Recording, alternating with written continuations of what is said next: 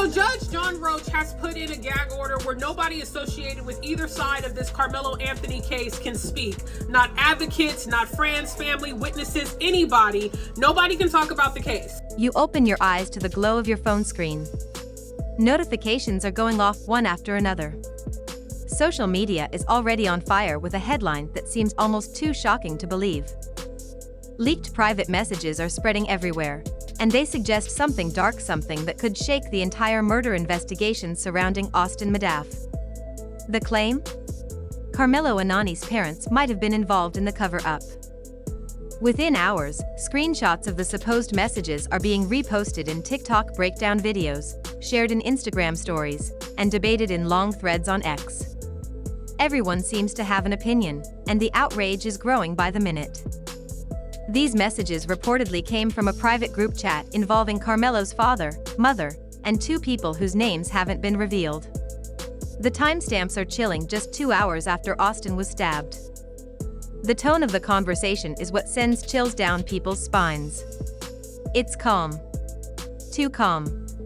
They don't sound like people who just heard a teenager has been murdered. They sound like business associates discussing a mistake in a contract. Get him off socials and delete the thread now, one message reads. We told him not to bring it with him, says another.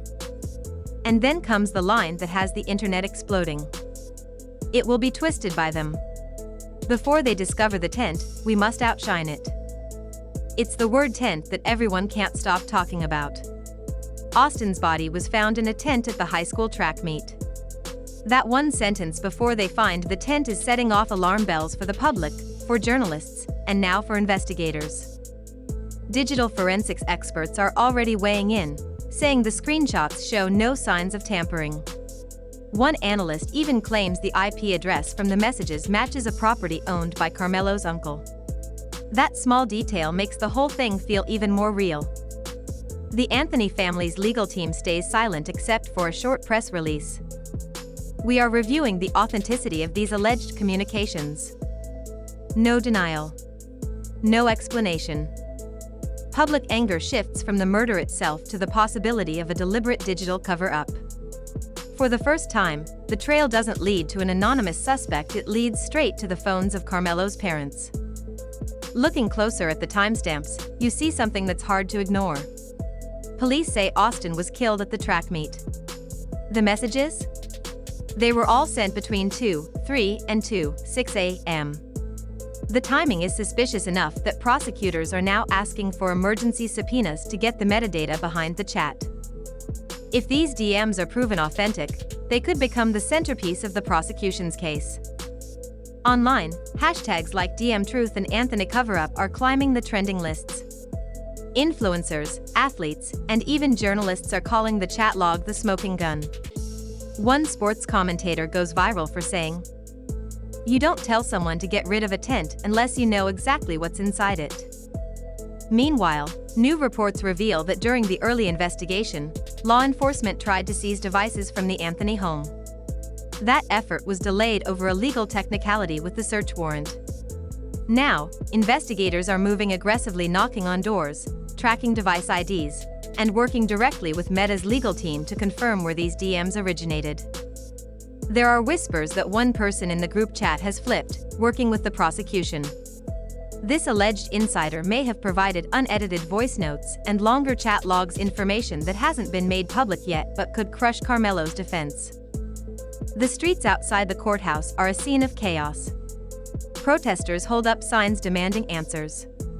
Media vans line the curb.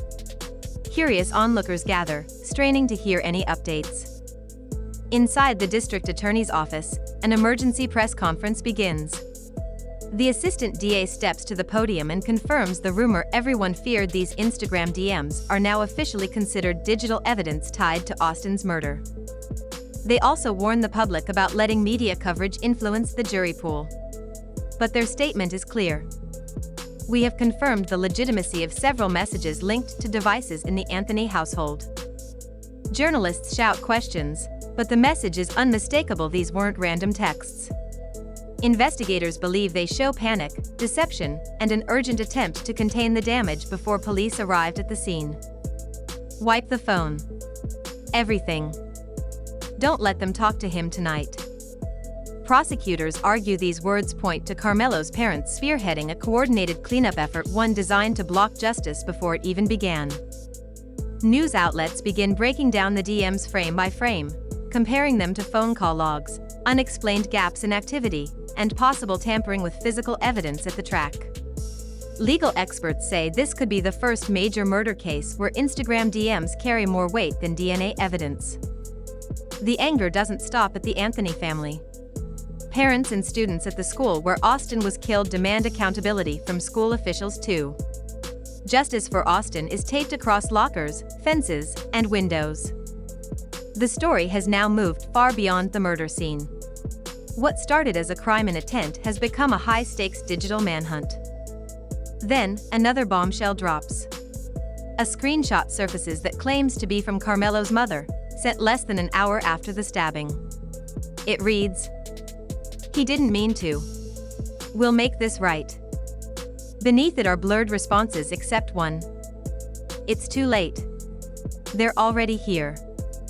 Several journalists say they saw the full conversation before it was taken down. They claim at least 3 members of the Anthony family were discussing the murder in real time before police had even finished processing the scene. Legal analysts call this early proof of coordinated obstruction. In response, prosecutors subpoena every device connected to the Anthony family's home Wi-Fi, that night phones, laptops, tablets. They want to know who said what and when. At the same time, leaked security footage shows a man believed to be Karmelo's father pacing in the school parking lot on the night of the murder, speaking urgently into his phone. Amateur lip readers online claim he says things like "don't say anything and stay off your phone." Whether true or not, these details are shaping public opinion fast. Outside the Anthony home, the tension is intense. Neighbors hold candlelight vigils for Austin, calling for justice not just from Karmelo but from any adult who tried to shield him. The DA's office confirms they've brought in a federal forensics team to trace the origin of the DMs. And then comes the most damaging statement yet. These messages suggest prior knowledge of the crime before it became public. If that's true, the charge could escalate from obstruction to active complicity. A reporter later reveals that metadata from the messages shows Karmelo's mother was in the school parking lot at the time of the stabbing, just a few hundred feet from the tent where Austin was killed. This directly contradicts her claim that she was home all night. Within an hour of that revelation, another leak hits the internet, this time messages between Karmelo's father and an unnamed cousin. "Delete everything in the group. They can't trace it if it's gone." The FBI's cybercrime unit is now involved, working alongside local authorities to see if these are part of a digital cover-up. And the public? They're done waiting for official confirmation. What began as grief over a teenager's death is morphing into national outrage. Hashtags like "Justice for Austin" and "Indict the Parents" trend across the country. Every new leak, every time-stamped chat, chips away at the Anthony family's reputation. People wonder, if this is what's leaking now, what else is hidden? Then prosecutors announce they've subpoenaed Instagram's internal servers. They want everything, including deleted messages from both parents' accounts. Forensic experts explain that data is rarely ever gone once it hits a platform's servers. They can recover chat logs, timestamps, and any media files sent before and after the stabbing. Investigators suspect the parents may have even used coded language messages that looked casual on the surface but, when lined up against the murder timeline, seem carefully planned. The tension is suffocating. In the courtroom, in the streets, and online, everyone feels the same thing: this case is no longer just about what happened in that tent. It's about the trail of words left behind. And in today's world, those words might be enough to bring everything crashing down. Digital crime analysts are now dissecting every word from the leaked messages, zeroing in on phrases like "it's handled" and "don't answer his call." They're not just reading them as casual remarks anymore, they're looking for motive, intent, and coordination. Meanwhile, the defense team seems shaken. Their usual confident tone on social media is gone. The regular PR-friendly posts have completely stopped. Now, their pages are silent. No explanations. No denials.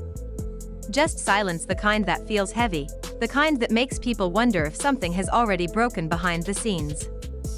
Late last night, several reporters spotted high-profile defense attorneys slipping out of a side door at the district attorney's office. They weren't smiling, they weren't talking. The sight fueled new speculation that prosecutors might be preparing a second round of charges, this time for aiding and abetting and obstruction of justice. Outside the courthouse, protesters' signs have evolved. They no longer just carry Austin Madaff's name. Now, they feature printed screenshots of the most damaging DMs. What began as viral content is now being waved in the air like hard evidence. The chants grow louder, more emotional, echoing off the courthouse walls. These screenshots are no longer seen as just internet gossip. They've become receipts, visible proof that could destroy the credibility of the people who once claimed they had no idea about their son's actions. The narrative has shifted. It's not only about whether Karmelo acted alone, it's about whether his parents actively worked to shield him from justice. The weight of that question seems ready to crush the defense's entire strategy. Then comes the announcement that changes everything. This morning, prosecutors revealed they've recovered a final set of Instagram DMs from an encrypted backup. These messages were sent just 27 minutes after Austin's death. And one in particular makes the courtroom freeze. Delete everything. It came from Karmelo's mother's account, the same mother who swore she was at church at the time. Observers inside say the entire gallery went silent. Even the defense team paused, eyes fixed on the screen. This wasn't vague digital chatter anymore. These were her own words, captured forever, directly tied to the moments after the murder. It was a clear, written instruction to erase potential evidence and possibly to create an alibi. Legal experts now say this could be the turning point of the trial. Digital cleanup after a crime isn't just suspicious, it's often treated as obstruction of justice. And when it happens in the middle of a homicide investigation, it can lead to felony charges of its own. That means both parents could be facing serious prison time, even if they never touched the weapon. Behind the scenes, the investigation is expanding. A federal source, speaking anonymously, reveals that investigators are digging into everything: the family's financial records, hours of security footage, even GPS data from their Jeep's tracking system. They're looking for any movement, any purchase, any hidden connection that ties the parents to the cover-up. At this point, nothing is off limits. Phones, laptops, home security cameras, car data, every digital trail is being followed. The parents haven't been arrested yet, but insiders say a federal indictment feels almost inevitable now. Public anger is spilling over. Major news outlets are running headlines like "Murder in Plain Text" and "Digital Cover-Up Unraveled." Online, thousands of amateur sleuths are combing through the leaked screenshots, comparing usernames, timestamps, and subtle changes in tone. They're not just reading the words, they're reading between the lines, spotting patterns the defense wishes they wouldn't. This case began as a tragic stabbing. Now, it's something bigger, a battle over whether the truth can still survive in a world where evidence lives forever online. And one thing is becoming painfully clear: in this trial, it's not just the crime scene that matters. It's the screen. See y'all in the next video. This is Celeb Nova, where the drama ends and the truth begins.